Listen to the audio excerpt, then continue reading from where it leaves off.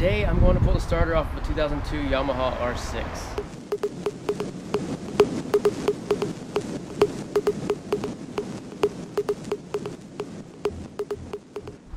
What's going on, guys? So as I said, this is a 2002 Yamaha R6 and I don't want to replace the starter completely.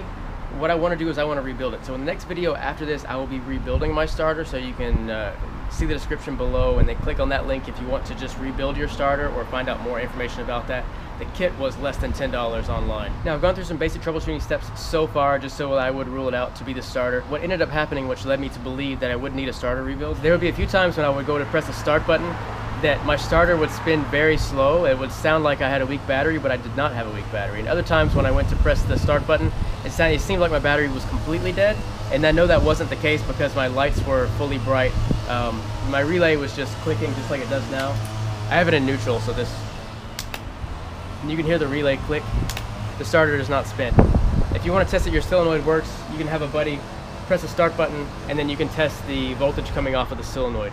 And make sure if you're getting a strong 12 volts, then you don't have to worry about replacing the solenoid. That's fine. That's the starter right there. I've removed the side fairing that goes here, and then I've removed the little coolant overflow reservoir. Now to get it off, I'm going to have to take off my gas tank, my airbox. I don't want to, but it looks like I'm going to have to do it because I can't get to the bolts that are on the back side of this.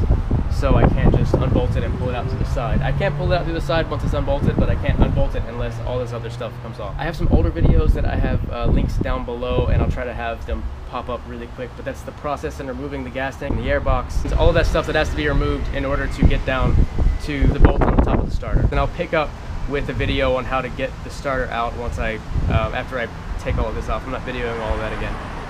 But the first thing that you will want to do is you will want to remove your negative battery cable. And you can see that nut that I've loosened that's coming off the top of the starter that I'm just kind of spinning with my finger. So that's already loose. There's a rubber cover that's on top of this 10mm nut, and mine just crumbled as I was loosening the rubber cover. So I'm gonna have to get another one of those little rubber covers that goes on top of this nut. And I just dropped the nut. I'm gonna have to find that nut now. Okay, so I've got the starter loosened up.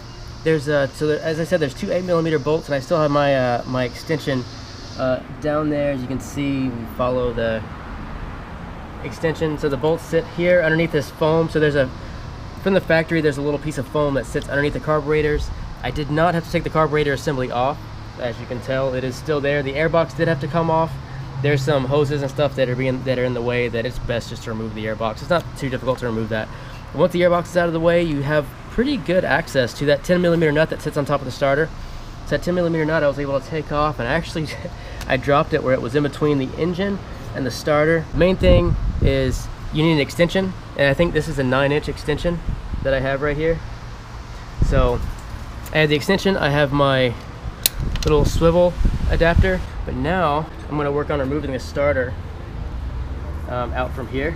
Once I remove those 8mm bolts all the way, I'm going to pull them up. Right now they're loose enough to where I can pull them out with my finger, so I'm going to loosen them up and I'm going to gently pry on the back of the starter, get that out. Just going to pull those two bolts out and pry it back a little bit.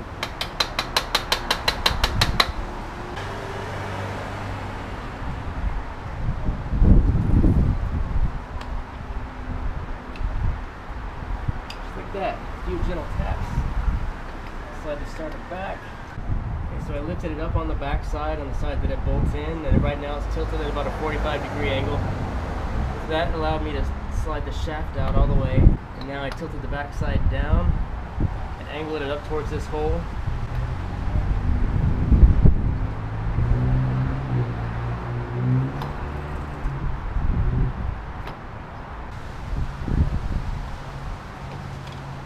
It's all the way up. Now if you are going to bench test this, you have to clamp this down. Because starters usually spin with so much force because they have to spin a high compression engine.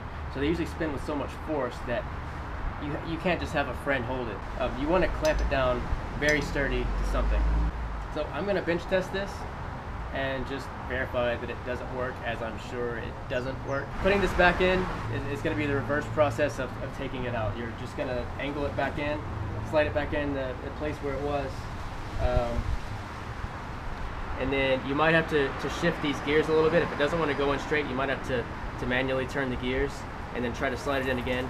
It's really just as simple as bolting this back up. You don't want to over tighten this because you don't want to break off the internals after you replace the internals of this. I've got the starter back in. Just proves that it does work. I'm just gonna starts up fine. I am running on the rebuilt starter right now. I didn't go and buy another one. I have the video from if you want to follow through. I had a few little complications when I was rebuilding that starter, but it still ended up rebuilding. That's fine. I'm not sure how long it'll last. You'll watch the video, you'll see what I'm talking about. The rebuild kit was very cheap, very cheap, $7–8, but it still works. It's still doable.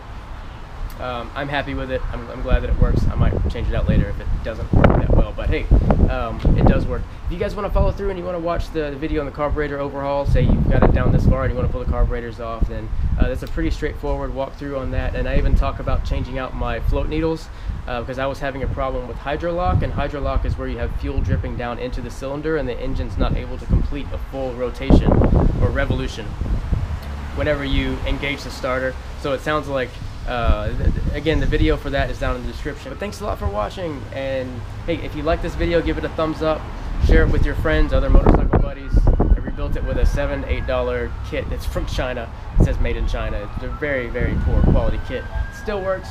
I'm happy with this. I'm just going to finish putting this back together because it's getting a little dark over here. But thanks a lot for watching though, and God bless you guys.